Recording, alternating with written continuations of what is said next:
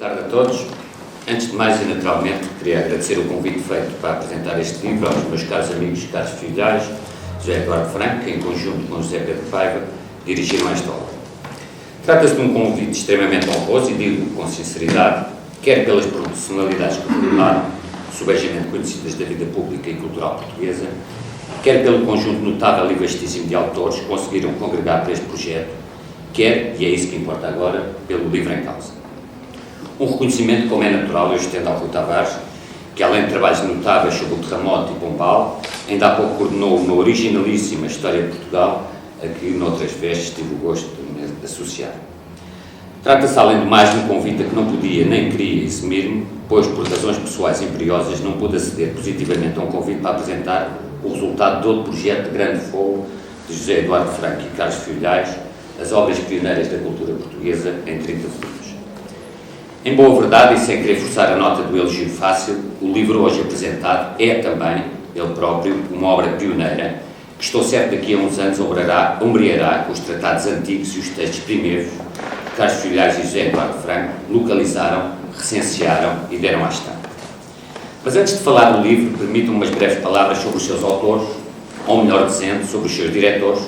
pois além deles a obra conta, para cada uma das épocas referenciadas, com coordenadores de excelência: José Luís Cardoso, Carlos Fabião, João Luís Cardoso, Carlos Fabião, Bernardo Vasconcelos e Sousa, Cátia Antunes e António Costa Pinto, a quem saúdo muito calorosamente. E é importante falar das personalidades de Carlos Filhais e de José Eduardo Franco, meus amigos de muitos e muitos anos, e José Pedro Paiva, que me perdoará esta parte sentimental, mas dizia, é importante falar destas personalidades, porque apesar desta obra ter dezenas de autores que escreveram 93 textos, o livro é, paradoxalmente, ou talvez não, profundamente autoral, no sentido em que ele ostenta a marca patente das personalidades que o imaginaram e o dirigiram. Poucas figuras da nossa cultura e da nossa ciência, atrevo-me a dizer nenhumas, têm o dinamismo imparável de Carlos Filhais e de José Eduardo Franco. Só um deles seria já um motor em explosão contínua, capaz de impulsionar o mais ambicioso dos projetos. Os dois juntos, elaborar em sintonia, é algo que corre o risco de se tornar um perigo público, tal a capacidade de realização que alcançam. Há em ambos uma admirável e contagiosa insanidade, se me permitem, e para esse vórtice conseguiram arrastar, sem remissão possível, uma das mais audiciosas e argutas editoras portuguesas, a minha estimada amiga Guilhermina Gomes, que não tem hesitado em abraçar, apadrinhar ou amadrinhar projetos que não diria megalómanos, mas que se aproximam das epopeias bíblicas dos tempos dourados de Hollywood. Recorde-se que, além dos 30 volumes das obras pioneiras, José Eduardo Franco já tinha coordenado com Pedro Calafate o projeto Vieira Global, que em 2013-2014 gerou mais de 30 volumes, a obra completa do Padre António Vieira. Isto para não falar, que lá está, da obra completa do Padre Manuel Antunes, editada pela Gulbenkian, da obra completa do Marquês de Pombal, ainda em curso, do Dicionário Histórico das Ordens e Instituições Afins em Portugal, ou do esmagador, literalmente esmagador, Portugal Católico. Além de uma editora experiente, mas que mantém uma assombrosa e juvenilíssima capacidade de se apaixonar por projetos desta envergadura, Carlos Filhais e José Eduardo Franco têm uma extraordinária capacidade de mobilização de instituições e de equipas. Não é frequente ver associadas numa só obra tantas e tão diversas instituições científicas nacionais, bem como apoios tão significativos. Isto só é possível, obviamente, pelo prestígio dos autores, mas tão ou mais importante do que esse incontestável prestígio, por uma capacidade mais rara que é, e perdoem-me o jargão quase futebolístico, a capacidade de concretização. Num país em que tantas e tão belas ideias nunca passam disso mesmo, Carlos Filhais e José Eduardo Franco apresentam resultados concretos e palpáveis, em formato de papel, que podemos criticar ou questionar, mas que existem, são reais, passaram à prática. Há qualquer coisa de empresarial, entre aspas, em tudo isto, no sentido mais positivo do termo, no sentido em que Carlos Filhais e José Eduardo Franco são grandes e infatigáveis empreendedores culturais, porventura os maiores do país. Não só é certo quando começaram a trabalhar em conjunto, creio que em 2015, no âmbito das obras pioneiras, e logo a seguir em 2016, no livro Jesuítas, Construtores da Globalização, uma edição do CTT. Mas sei que uma vez formado este dueto, ele tem mostrado as suas virtualidades de forma exemplar. Desde logo porque a formação académica e o percurso de ambos, sendo diversos, procuram superar a divergência entre as duas culturas que C.P. Snow detectou num texto de 1959, hoje convertido em clássico. Na verdade, para quem observa a presença de Carlos Filhais na esfera pública portuguesa, uma presença de muitas décadas, não é difícil perceber que, além do seu conhecimento científico e além de ser um dos maiores comunicadores de ciência, se não o maior, o Carlos tem uma enciclopédica cultura humanística e literária, uma avidez de saber e uma curiosidade intelectual que vai muito para lá do seu campo de especialização.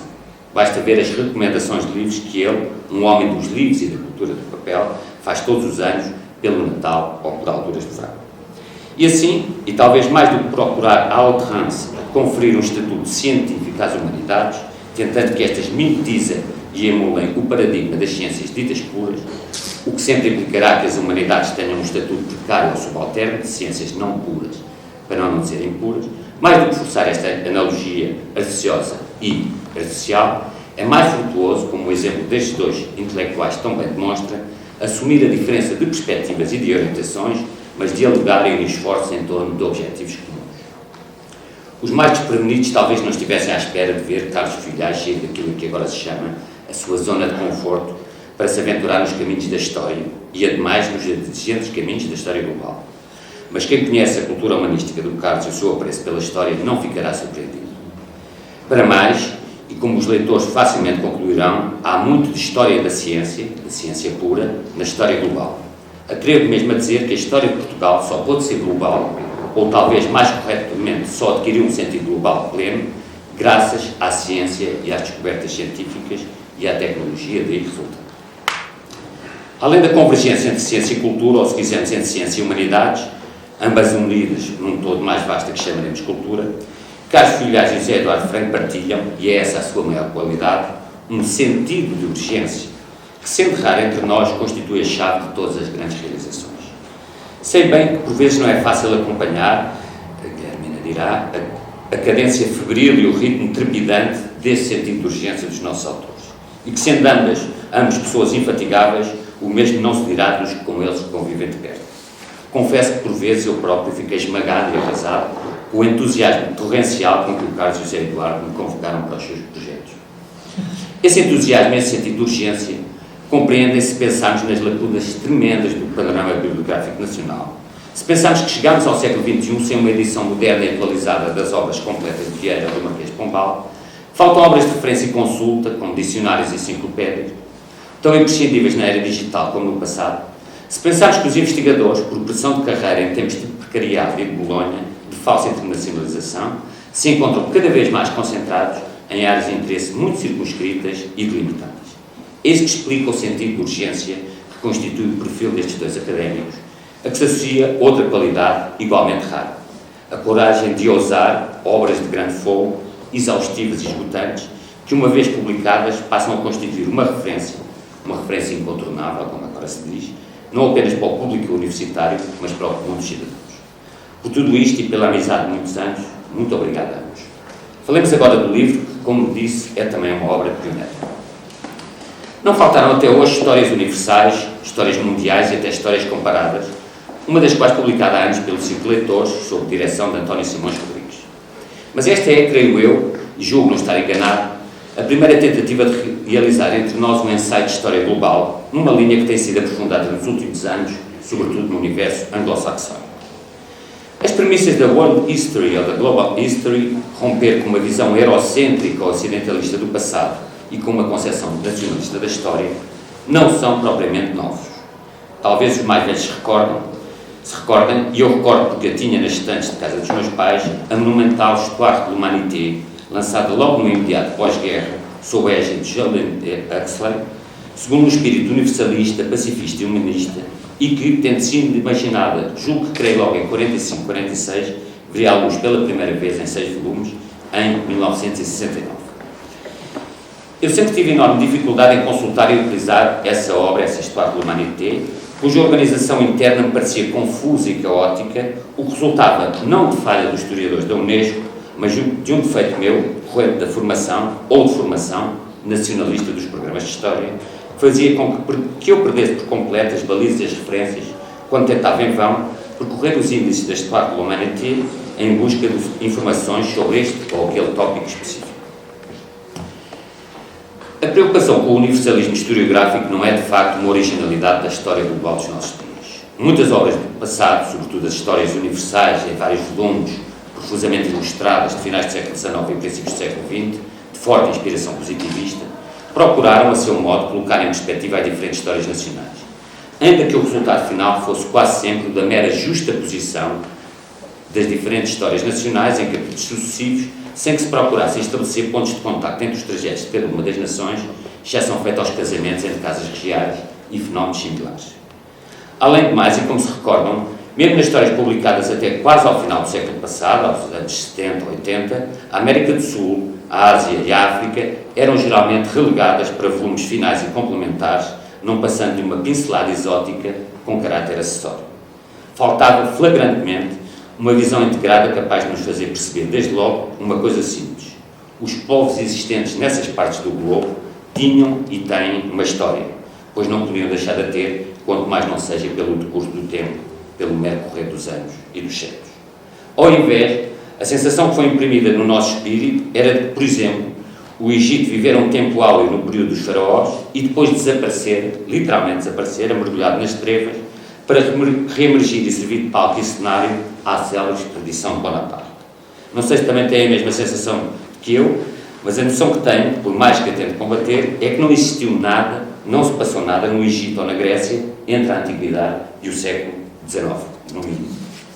E o mesmo se dirá de Portugal, para quem o observa de todo ponto do planeta. Após os descobrimentos, o país ter-se afundado, diria quando descem dos Lusíadas, numa austera, apagada e vil tristeza, ou se preferimos o registro de Miguel Esteves Cardoso, quando afirma que no Concerto das Nações, Portugal ocupa o lugar de um Zé Pereira. As nações ou os povos têm diversos protagonismos ao longo da história, que mesmo uma visão universalista ou igualitarista não pode apagar. Isto é, em dados períodos históricos, e penso que isso é indesmentível e objetivo, a nação A ou a nação B tem um protagonismo global e planetário que a nação C ou D não tem. E o mais espantoso é que mesmo nos nossos dias, em que a informação circula em segundos à escala planetária, continuamos a alimentar-nos de visões ou preconceitos, no nosso caso eurocêntricos, que nos fazem perder de vista a saliência do protagonismo de regiões do globo que teimamos a ignorar. Se lerem, por exemplo, o livro As Novas Rotas da Seda, de Peter Frankopan, perceberão que a zona das antigas repúblicas soviéticas, do Turcomenistão, do Uzbequistão, do Tajiquistão e do Quirguistão, tem atualmente uma pujança económica e uma vitalidade desenvolvimentista que deixam a Europa alegre. Uma Europa em que, como também refere Peter Frankopan, todos os grandes clubes históricos de futebol, sem exceção, já não pertencem a europeus. É isto que conduz a deformação nacionalista ou eurocêntrica, não apenas a um preconceito xenófobo, mas à ignorância do que ocorre noutras partes do globo e, para o todo global, tem muito mais relevância do que se passa no espaço que é nosso. Por exemplo, a explosão demográfica em curso na Nigéria, atualmente já o país mais populoso da África, e que, segundo a ONU, atingirá 289 milhões de habitantes em 2050, é algo que terá efeitos colossais na Europa, pelo que implicará depressão sobre as fronteiras a sul, além, claro, estar de riscos geopolíticos enormes. As estimativas norte-americanas apontam, aliás, para que a população da Nigéria terá 356 milhões de habitantes em 2050, que é já amanhã, e 602 milhões em 2100, ultrapassando os Estados Unidos como terceiro país mais populoso do mundo. Quer dizer, o eurocentrismo faz-nos ignorar que às portas da Europa está a crescer o terceiro país mais populoso do mundo, com mais de 500 grupos étnicos, uma divisão profunda entre cristãos e muçulmanos, o flagelo do Boko Haram, etc. Alguns grandes historiadores, como Hadley Tooze, têm chamado a atenção para este fenómeno, mas as opiniões públicas e os decisores políticos permanecem na ignorância e no alheamento completo. Bastante perguntar que notícias ou artigos têm surgido nos jornais sobre a expansão demográfica e económica da Nigéria e que efeitos isso terá para o mundo, e em particular para a União Europeia, efeitos a breve trecho, 356 milhões de habitantes em 2005. Creio que isto basta para alcançarmos a importância não só de um maior conhecimento da atualidade internacional, mas também, ou sobretudo, do pretérito do mundo. Para que tal tenha ocorrido no nosso tempo, a ponto da história global ser hoje quase uma moda intelectual ou historiográfica, houve causas remotas, outras mais próximas. No plano mais remoto, e sem falar em fenómenos políticos como o fim dos impérios coloniais e as vagas dos colonizadores, isto é, cingindo aspectos mais estritamente historiográficos, julgo que o enfoque na longue durée, para usar os termos da escola do Zanal, e a parte dele, a valorização da história económica e da importância da civilização material, vieram trazer uma nova perspectiva sobre as dinâmicas internacionais da história, doravante situadas em termos mais amplos do que a dos casamentos régios ou das trocas de princesas. Se este é, digamos assim, o antecedente mais longínquo da nova história global, a sua genealogia mais próxima haverá de buscar-se forçosamente na ruptura com a historiografia ordenada à glorificação nacional. Ainda assim, e algo paradoxalmente, a nova história global, de que este livro é exemplo, e um bom exemplo, surge numa altura em que se assiste a uma revalorização da história política, ainda com um enfoque muito distinto da historiografia positivista e nacionalista do século XIX. Por outro lado, a história global surge também na confluência daquilo que eu chamaria as grandes sínteses historiográficas recentes, em relativa sintonia, nem sempre consciente, mas evidente, com o que Quentin Skinner chamou o regresso da grande teoria nas ciências humanas. Eu falo de obras que, de certo modo, procuram romper com a linha da micro-história de tendência pós-moderna e que não temem elaborar, como disse, o que poderíamos chamar de grandes sínteses ou grandes narrativas, em volumes de muitas páginas, orientados para o grande público e com uma clara vocação não académica. Isto ocorre no domínio das grandes biografias, hoje muito em voga, mas também nas visões panorâmicas que encontramos, por exemplo, nos trabalhos de Felipe Fernández Armesto, com destaque para Millennium, a história dos últimos 1000 anos, de 95, de Era Diamond, Simon Charman ou de Niall Ferguson, em especial com Colossus, de West and Rest, de 2011. Apenas para citar alguns nomes. Aliás, e para não julgarmos que tudo isto não passa de uma moda efêmera, como a da história virtual lançada há uns anos, devemos ter presente que Jaime Rodel, no seu estudo sobre o Mediterrâneo de Filipe II, ou Vitorino Magalhães Godinho, com a noção de complexo histórico-geográfico, citada na introdução deste livro, ambos tiveram uma intuição clara na necessidade de ultrapassar as fronteiras limitadas e estreitas dos Estados-nação para a compreensão correta de fenómenos históricos mais vastos e independentes. De igual modo, a história global, que tem já uma teorização, recomendo a obra de Sebastian Conrad, O que é a História Global, citada também na introdução deste livro, a história global que reclama foros de autonomia académica, que tem associações próprias, revistas especializadas, surge também numa altura em que se assiste a uma quase hegemonia dos estudos pós-coloniais, com os quais a história global não entra em declarada ruptura, mas constitui até de certo ponto uma tentativa de resposta. Na verdade, enquanto os estudos pós-coloniais implicam ou podem implicar uma revisitação cruciante e dolorosa do passado de cada Estado-nação, a história global é, ao invés, tendencialmente otimista, ou se quisermos, pois conduz a uma valorização de aspectos universalistas e ideológicos desse passado. Tentando explicar melhor, a história global é a via que permite às narrativas historiográficas de cada povo eximir-se, na medida do possível, aquilo a que já chamaram o remorso do homem branco ou o arrependimento colonial, para citar o título de dois famosos e controversos livros, Pascal Bruckner e de Daniel Lefebvre. Entendamos, o discurso da história global não equivale à velha retórica da missão civilizadora do Ocidente, nem se confunde com o registro que entre nós assumiu as vestes do lusotropicalismo. Por conseguinte, e para evitar que a partir daqui, do que digo, surja mais uma escusada estéril controvérsia ideológica, o que pretendo discutir é tão só saber até que ponto a existência em tópicos como o universalismo ou o diálogo de culturas não constitui uma tentativa de prolongamento de um paradigma historiográfico ainda tributário do nacionalismo. Ou seja, se os chavões do universalismo e do diálogo de culturas não serão formas de perpetuação, sob vestes mais ajornadas, é certo, de um modelo de fazer a história orientado ainda para a exaltação da grandeza de uma nação. Se no passado essa glorificação se baseava nas armas e nas conquistas, agora assume formas mais edulcoradas e simpáticas, as do diálogo e do universalismo, mas nem por isso, talvez, menos artificiosas. É que devemos ter presente, quando os portugueses contatavam outros povos nos tempos das descobertas, ou se preferir, da expansão, não o faziam em nome do diálogo ou para a projeção do universalismo. Faziam-no para domínio territorial ou geopolítico, para trocas comerciais e para a difusão da sua fé através de meios que eram tudo menos tolerantes. Mas entendamos também,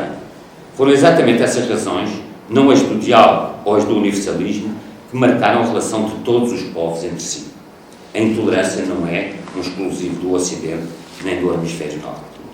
O que pode dizer-se, quando muito, é que em resultado de uma empresa de dominação e comércio, resultou como necessariamente teria resultado a criação de espaços de diálogo intercultural, por vezes, ou quase sempre, em situações assimétricas de poder, ou seja, muito longe daquilo a que pensadores como Habermas ou Karl Happel chamaram as condições ideais de diálogo. É neste contexto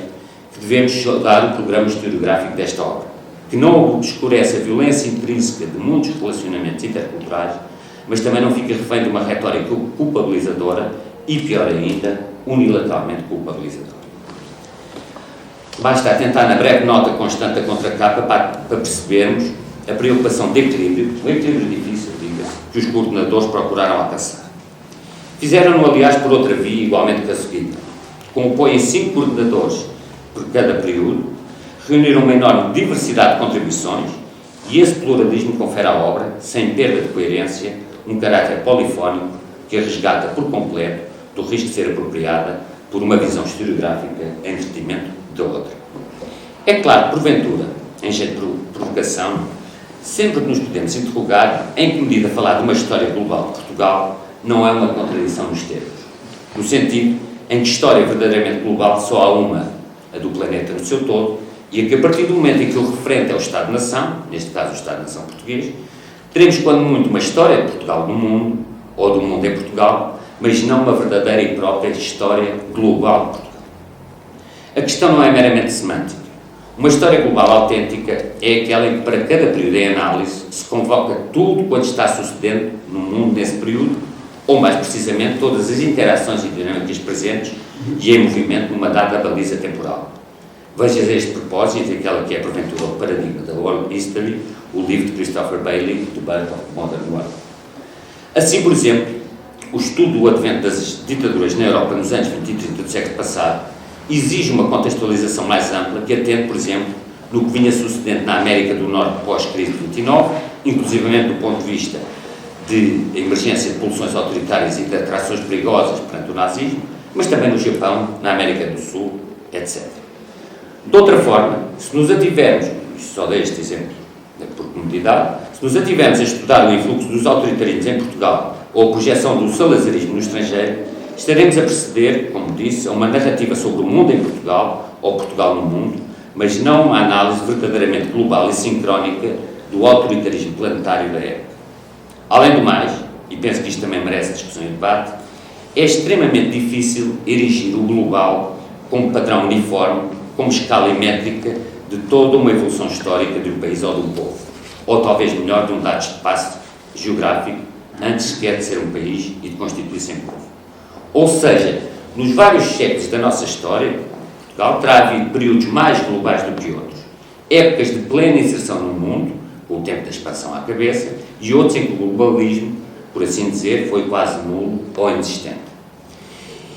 Poderão dizer, de uma forma ou de outra, e apesar da nossa condição periférica, o exterior e o estrangeiro sempre estiveram presentes entre nós, seja sob a forma dos cruzados, dos estilos arquitetónicos, de muçulmanos e outros povos, doutrinas políticas e económicas, provindas de universidades estrangeiras, peregrinações intelectuais, espirituais e existenciais de estrangeiros em Portugal e de portugueses no estrangeiro. Tudo isso é certo e insufismável, mas nada disso comprova que o global tenha estado presente da mesma forma, de forma uniforme, em todos os períodos da nossa história. Por certo, e todos compreenderão, um nível de globalização dos nossos dias, a todos os níveis, é infinitamente superior ao da Idade Média ou mesmo do tempo dos descobrimentos. As coisas complicam-se, todavia, se pensarmos que, apesar de hoje sermos mais globais do que outrora, o nosso protagonismo global é mais diminuto do que no tempo das descobertas, sobretudo nela. Quer dizer, passamos de atores da globalização para seus espectadores e isso necessariamente haverá de ter o seu impacto na configuração da nossa história global. Mais ainda, não só o nível quantitativo como o perfil qualitativo da globalização não foi uniforme ao longo do tempo. Assim, e por muito que insistam que Portugal foi pioneiro da globalização ou que Lisboa era uma metrópole global no tempo da expansão, tudo isso será verdade. O que não é verdade é que a globalização de há 500 anos seja a mesma dos nossos dias. Por isso, o risco de anacronismo é muito grande se julgarmos que a globalização foi a mesma ao longo do tempo, só variando, quando muito, de ritmo e de intensidade. O que a globalização contemporânea demonstra é que ela não é só mais intensa e profunda do que a do passado. É mais do que isso. tem uma natureza diversa e é intrínseca e qualitativamente diferente. Talvez o que a caracteriza, acima de tudo, e só assim o conceito de globalização adquire interesse como conceito operativo, é o facto de se impor e sobrepor à vontade dos Estados-nação. Na minha opinião, poderão discutir, só assim faz sentido falar de um fenómeno global que não meramente internacional. As alterações climáticas ou a atual pandemia, e já agora as alterações climáticas e a atual pandemia estão mais ligadas do que por vezes que julgamos, basta ver um livro que surgiu há pouco chamado Century of Contagion, são fenómenos intrinsecamente globais, pois realmente, quer uma quer outra, afetam inescapavelmente todos os espaços, independente dos Estados, independentemente da sua vontade soberana. O mesmo não se dirá de outros fenómenos, como a pertença à União Europeia, que pode implicar a perda parcial de soberania, ou até um avanço mais ousado rumo ao federalismo, a perda total de soberania, mas, por enquanto, e como o Brexit o demonstra, um Estado-nação pode deixar de pertencer à União. Portanto, globalizado, fora da vontade do Estado-nação, temos fenómenos naturais como as alterações climáticas ou a atual pandemia, outros que ainda dependem da vontade do Estado-nação, na minha opinião, remetem para fenómenos internacionais que não necessariamente globais. Já, por exemplo, a liberalização mundial do comércio só pode ter surgido de uma decisão multilateral de vários Estados soberanos, e é curioso notar, um ponto que nem sempre recordamos, que a China foi aceita na Organização Mundial de Comércio em 17 de setembro de 2001, poucos dias depois dos atentados de Nova Iorque. A liberalização mundial de comércio, como eu diria, pode ter surgido de uma decisão soberana, mas uma vez posta em marcha, adquiriu uma dinâmica própria, uma dinâmica verdadeiramente global, que transcende a vontade dos diversos Estados. Qualquer Estado atual, por mais poderoso que seja, pode decretar a sua saída da atual globalização, mas, e até ao limite, fechar as fronteiras ao comércio externo e impor um protecionismo extremo, mas isso nunca o poderá pôr a salvo da globalização tal como hoje a conhecemos. Portanto, a globalização é um fenómeno que, por aquilo que a caracteriza e aquilo que confere sentido útil, na minha opinião, é a sua independência em relação à vontade soberana dos Estados-nação. Como se vê, e desculpem o tempo que estou a tomar, estou já a terminar, pôr de pé uma obra como esta, História Global de Portugal, é um empreendimento difícil, pois, em primeiro lugar, temos dificuldades de saber do risco do global ser utilizado como enaltecimento espúrio de uma narrativa ou de uma mitologia nacionais, forçando a nota que Portugal era global antes de o ser, ou seja, sustentando-se que um dado país como Portugal tinha um programa universalista ou de diálogo, quando isso não resultou de uma orientação equilibrada das elites que nos conduziram para a expansão. Em segundo lugar, há também o risco de se tomar por global realidades que são de outra natureza, revestindo-se de um caráter internacional, mas não necessariamente global. Por exemplo, o movimento abolicionista da pena de morte pode ter se estendido por vários países e adquiriu, sem dúvida, um caráter internacional, mas não tem uma dinâmica transnacional ou verdadeiramente planetária que se sobreponha quase à vontade dos Estados. O Brasil ainda hoje em dia, muito que não saibamos, tem pena de morte. Há 74 Estados que ainda a prevêem, e mesmo países como o Reino Unido ou a França só a aboliram numa fase muito tardia, que pouco teve a ver com o abolicionismo oitocentista. Há, portanto, o primeiro risco, que é o global ser utilizado como enaltecimento de uma narrativa nacional, o risco de se tomar por global realidades que são internacionais e não verdadeiramente globais, e há o terceiro risco, que é pensarmos a globalização como um fenómeno estático e uniforme ao longo dos séculos, quando na realidade ela sofreu mutações profundas, sobretudo por influxo nas mutações da tecnologia que lhe serve de suporte. Em quarto e último lugar, há o risco de pensarmos que a posição de cada Estado ou espaço geopolítico foi, em face da globalização, das várias globalizações, também ela estática e uniforme ao longo do tempo. O que a história demonstra, o que a história de Portugal demonstra, ou a história global de Portugal demonstra, é que o nosso estatuto em face das dinâmicas globais mudou muito ao longo dos séculos. E é uma perspectiva tão grande pensar na nossa história como um posicionamento global uniforme em face do passado, como julgarmos que o estatuto do espaço em que nos inserimos foi sempre, e ao longo da história global. Em quinto lugar, este é que é o último, talvez seja o ponto decisivo, é o de saber em que medida a história, ou se quisermos que o mundo, não será global apenas no nosso tempo. Dirão, porventura, a presença de arte rupestre em vários pontos distantes do planeta demonstra a existência, já em termos pré-históricos, de uma escala de globalização. Talvez. Mas o certo é que em vários períodos da história, quase todos até agora, até o século XX e século XXI, uma parte do mundo ignorou a outra e vice-versa. E os povos puderam desenvolver-se autonomamente sem que soubessem sequer que outros como eles habitavam o planeta mundo. O que se passava na China no século XIII ou XIV era absolutamente irrelevante para um lisboeta dessa época, pouco ou nada afetando a sua vida. Assim,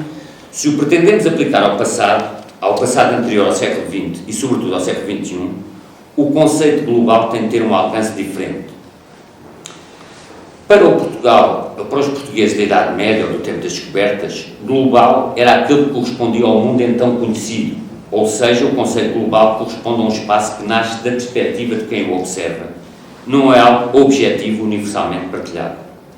Basta atentar, por exemplo, nas diferentes representações cartográficas do mundo, do Ocidente de um lado, como nós representamos o mundo, ou como na China representam o mundo. Ou basta pensarmos como seria o mundo para um africano do século XV, ou para um aborígene australiano do século XVI, para concluirmos que a percepção do que era global, do que era o mundo e o universo conhecido, variava enormemente. Ora, julgarmos que o mundo do século XVI era um mundo que nós, portugueses ou europeus, conhecíamos, é um erro de perspectiva tão grande como julgar que o planisfério tem necessariamente por ser para a Europa. O mundo, na história dos homens, não é objetivo ou neutralizado, é uma construção, uma ideia que resulta da percepção de cada qual, decorrente dos seus conhecimentos e capacidades científicas, mas também das suas superstições e sistemas de crenças. Dizer que o espaço em que os portugueses se moviam no século XVI era o mundo, significa, uma vez mais, resvalar num defeito de visão, num preconceito eurocêntrico. A Europa, a África, o Brasil, a Índia, a China, até o Japão, poderiam ser o mundo dos portugueses e dos europeus, mas não era o mundo, o global, dos africanos, dos indianos, dos chineses ou dos japoneses. Portanto,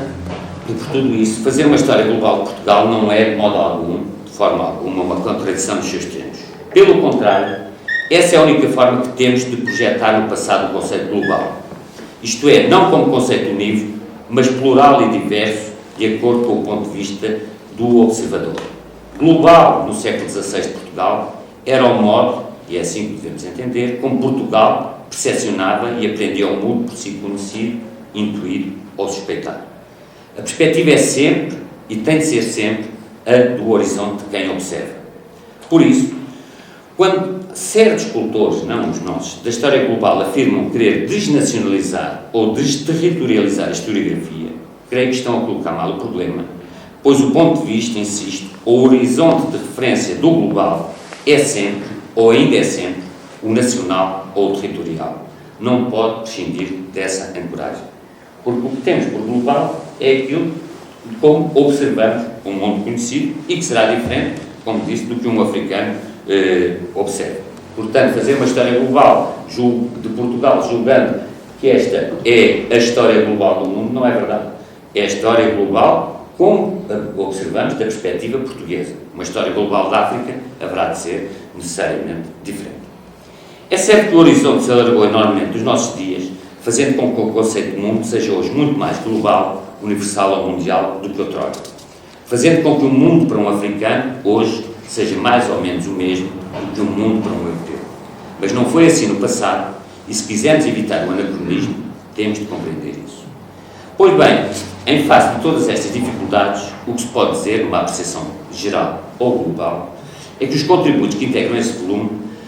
volume souberam cumprir exemplarmente as premissas e ultrapassar as dificuldades que apontei a uma história global. Em quase 100 textos de autores diversos,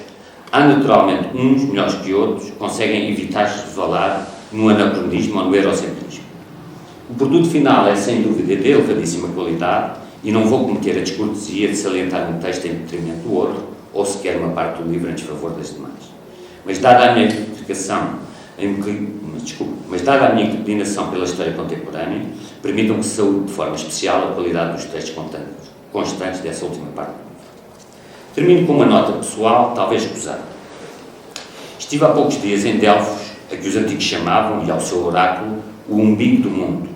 Agora, nos guias turísticos, é conhecida como o umbigo do mundo grego ou umbigo do mundo grego antigo. Isto é, passou a ter um alcance espacial e temporal mais limitado. Ainda assim, quem percorre as ruínas de Delfos é assaltado por um sentimento misto de distância e de longura, e ao mesmo tempo de proximidade e de familiaridade. Delfos é algo que já está muito distante de nós, mas que ainda sentimos como nosso, por razões imaginadas, sem dúvida, mas nem por isso menos autêntico. Creio que é justamente isso que também sentimos perante a história do passado, o estranho lugar, o foreign country, de que falava Hartley.